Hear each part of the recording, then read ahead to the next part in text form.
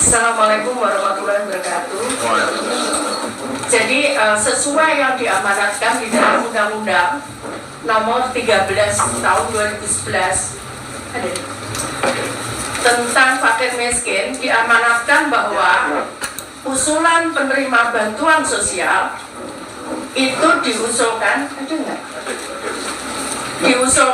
oleh daerah kepada Kementerian Sosial melalui mekanisme musyawarah kelurahan atau musyawarah desa. Untuk proses musyawarah desa dan musyawarah kelurahan itu bisa dicantumkan, karena mohon maaf Bapak Ibu sekalian, para kepala dinas sosial dan daerah yang saat ini mendengar, kenapa saya harus menyampaikan ini, karena kadang usulannya mohon maaf ada laporan ke kami bahwa itu yang diusulkan orang-orang terdekatnya si A.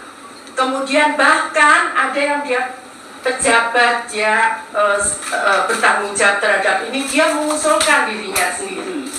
Kemudian pemerintah daerah kabupaten dapat mengusulkan data yang belum diusulkan oleh desa atau kelurahan atau nama lain yang dianggap layak. Di Padang itu namanya Nagari, kemudian ada di Aceh itu namanya Gampong gitu. Jadi ini yang dimaksud nama lain itu kadang-kadang di daerah namanya beda gitu. Nah karena itu bisa diusulkan di luar itu, identitas diri, foto rumah atau tempat tinggal, tampak depan dan bagian dalam, karena ini penting Mbak, karena jangan sampai kami juga masih menemukan beberapa rumah yang mestinya menurut saya tidak layak. Kalau misalnya ada dispute, ya rumahnya bagus tapi dia miskin, maka harus ada verifikasi lain yang harus Bapak Ibu yakinkan bahwa mereka miskin. Tapi kalau nggak ada, kami tetap menilai. Contohnya misalkan, saat itu kami pernah dikomplain, ini orang ini kaya, tapi kita lihat tuh rumahnya jelek. Ternyata setelah kita cek ke lapangan bersama-sama, ternyata dia memang punya sapi 9. Dia ngakui bahwa dia nggak suka, nggak mau memperbaiki rumah, tapi dia memang punya sapi 9. Tapi akhirnya dia yang bersangkutan mengundurkan diri. Nah kemudian titik koordinat rumah ini menjadi penting karena kami punya alat untuk bagaimana kami bisa mendeteksi berapa luasan rumah itu kalau titik koordinatnya lengkap. Jadi kami biasanya mencari itu, kalau tadi koordinat ini rumahnya gede ternyata, mungkin dari foto nggak nampak, tapi dari lokasi titik koordinat itu kami bisa tahu bahwa seberapa luas rumah itu dan posisinya di mana kami tahu. Seperti itu. Yang selanjutnya dilakukan pengesahan bupati, wali kota atau wakil bupati atau wakil kota atau sekda atas nama bupati, kemudian dikirim kepada kami. Kemudian Bapak Ibu sekalian juga, jadi aplikasi ini bisa di-download lewat Play Store. Nanti mungkin Pak Kepala Pusdatin bisa menjelaskan dengan aplikasi namanya Cek Bansos. Jadi Bapak Ibu sekalian, nanti akan kita Senin itu akan kita training untuk daerah, sosialisasikan dan kita training untuk daerah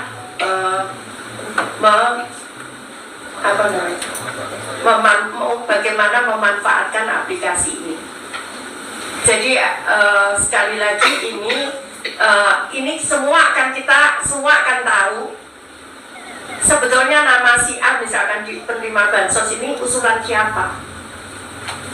Kalau Bapak Ibu sekalian tidak ingin misalkan, oh ya Risma ini sudah nggak layak, maka Bapak Ibu sekalian juga bisa mengusulkan itu menjadi tidak layak. Tapi kalau misalkan mau ini layak gitu, Bapak Ibu juga bisa mengusulkan itu layak untuk menerima. Seperti itu. Jadi kira-kira seperti itu teman-teman di daerah saya berharap nanti, jadi sekali lagi teman-teman daerah yang sekarang masih datanya dimasukkan oleh para pendamping kami, PKH, TKSK, dan pendamping lainnya, ada Peksos, ada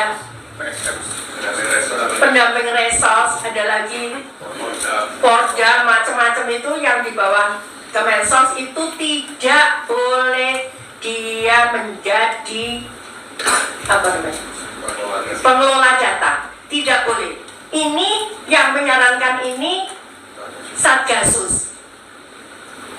Jadi Satgasus itu yang menyarankan seluruh instrumen dari Kemensos tidak boleh menjadi pengolah data. Jadi ini data ini otomatis. Seperti saya pun saya tidak tahu karena data itu dari Bapak Ibu mengusulkan masuk ke datanya Pusdatin, dan ini sudah kita akan ISO-kan untuk proses keamanan ini. Ini kemudian dari Pusdatin langsung ke Dirjen-dirjen yang mengurusi ini tanpa melalui saya. Nah, kemudian diusulkan ke keuangan, dan itu semua by teknologi, bukan lagi gunakan hard copy untuk keamanan itu.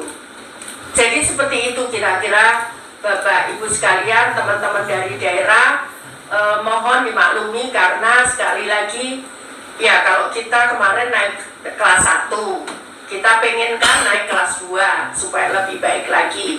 Nanti ke depan kita pengen naik kelas 3, asal itu sesuai dengan aturan dan peraturan yang ditetapkan.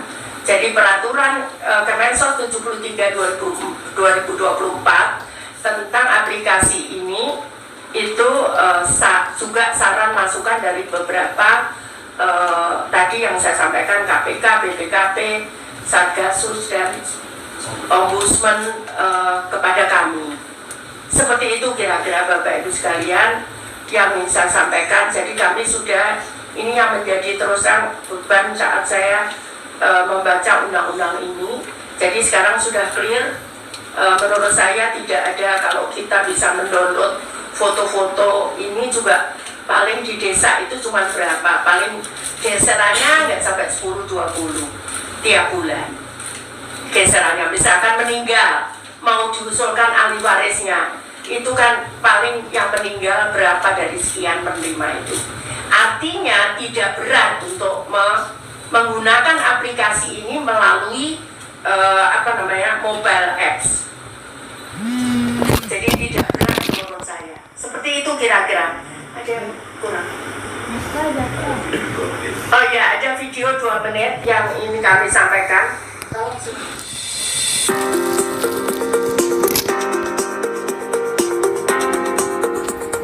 Mekanisme pengusulan penetapan Bansos atau DTKS telah diperbarui dan ditingkatkan tata kelolanya.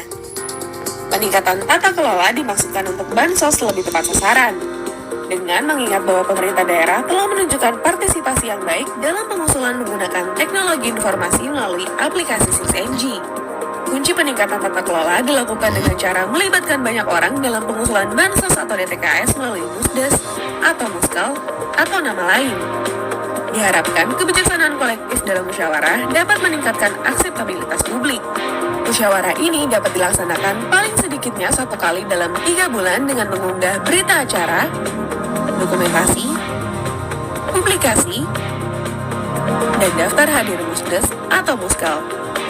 Dalam hal musyawarah tidak dilaksanakan, kepala desa atau lurah atau nama lain bisa menyampaikan usulan dengan menggunakan surat pernyataan tanggung jawab mutlak atau SPTJM.